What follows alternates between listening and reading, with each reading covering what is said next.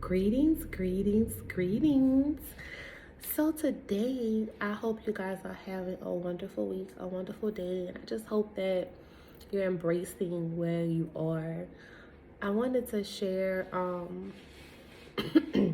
some things that's been on my mind about comparison, and I'll share with this story between myself and a friend.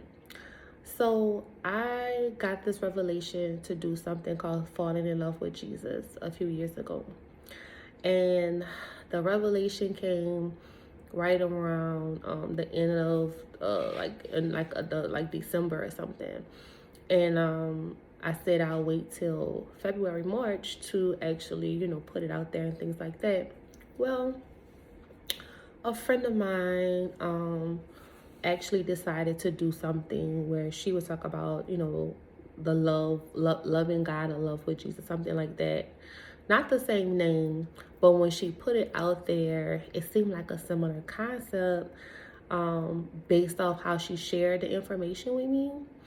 So ultimately, I was like, well, I don't want to look like I'm copying off of her.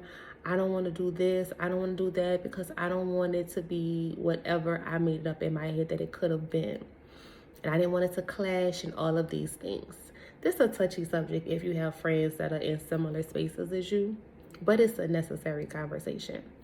So I pulled back and I didn't move at the moment that I felt like I could have moved concerning the falling in love with Jesus challenge, right?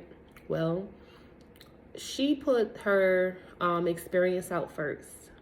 When I tell you, though it was the name was similar, the experience was nothing like what God had given me. So I said, man, why didn't I trust that when I said with Holy Spirit, he said what he said to me, and that what he said was important to put out in spite of what someone else was doing? Well, it was because it was a friend. And if I keep it 100, when friends are doing things that are similar, you don't want to cross certain lines, nor do you want to appear that you're doing something that they're doing, especially if God told them to do it. Well, if I be completely honest, once I saw what she did, I just felt the conviction just fall so heavy because I'm like, man, you have to make this, like, you have to get yourself together very quickly. And we did. I know I ended up still doing the Fall in Love with Jesus challenge that year, shortly after she finished her experience. And she participated in my experience and I participated in hers. And what we found was that when you're really walking with God, you're going to be in the same vein, right? You're going to be in the same experience as far as what will take place. And it's good to know that God is speaking to you something very similar that he could be speaking to a friend.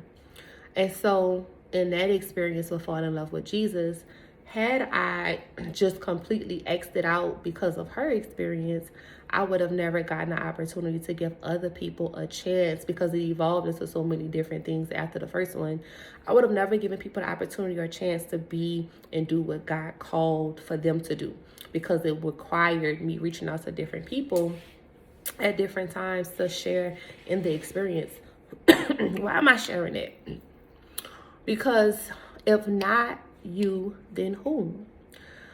We can't look at nor compare ourselves, and it may not be a friend. You may look at people on social media, you may look at people in other places and spaces and say, well, because they're doing A, B, C, and D, I don't want to do it because so many other people are doing it, or whatever the situation may be.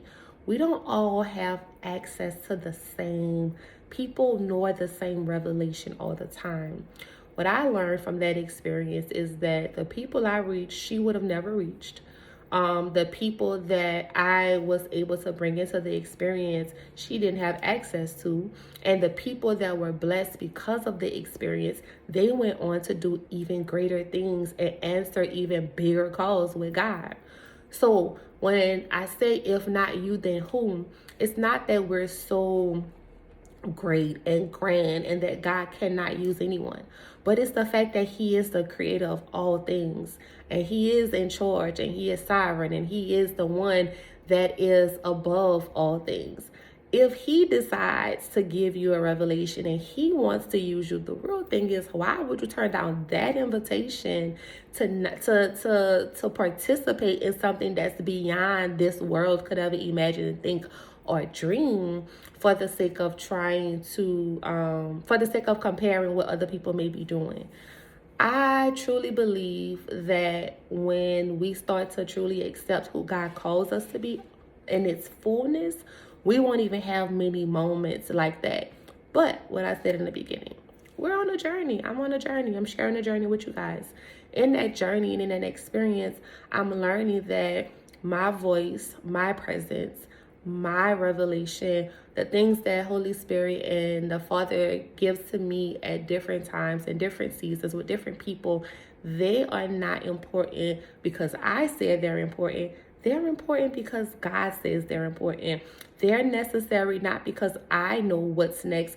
They're necessary because I don't know what's next. And if God says that it needs to be something that needs to be put into the earth right now, I have to trust that he knows me better than I know myself. He knows what's ahead and that his plans towards me are good. His intentions towards me are good. And whatever I need to do to ensure that not only I'm being obedient, but imagine what could have happened had I not been obedient. The people that were connected to the project, the people that were connected to the movement, and what they went on to do because of my obedience. And so, if not who, then you. It can be in any industry, it can be in any space, in any place, whatever it is that you're doing. You have to say, God, I need to, you have to want and ask God to help you want to yield to what he wants you to do so that people can truly get where they need to go. It's through a simple conversation with God and a simple act of obedience that can lead someone to Christ. And not only lead them to Christ, but lead them to true freedom. It's so much beyond the cross. If we stay at the cross of salvation and don't truly experience the freedom and transformation of the work of the cross, the redemption that we're supposed to experience, the freedom, the just a life that's lived just in abundance and overflow, if we don't get a chance to experience that part, then what are we doing?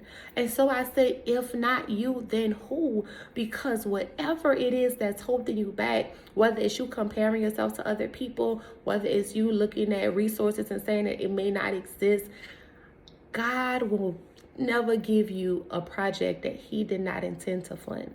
He will never give you an assignment that he did not intend to have provision in place for. But if you don't do it, if you don't trust it, if you don't move, if you don't go, how can he bless it? How can he provide for it? How can he sustain that which doesn't exist? So I want to encourage you, if not you, then who? I'll say this.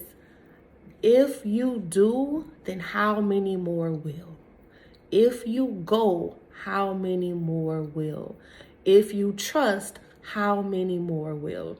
If you obey, how many more will? If you just step out on faith, how many more will, because of your act of obedience? So instead of saying you're unsure, you're fearful, say, God, help my unbelief and help me trust this process so I can get to the other side, because there's so many people that you need to touch and reach. So if not you, then definitely it's you. Have a good one, y'all.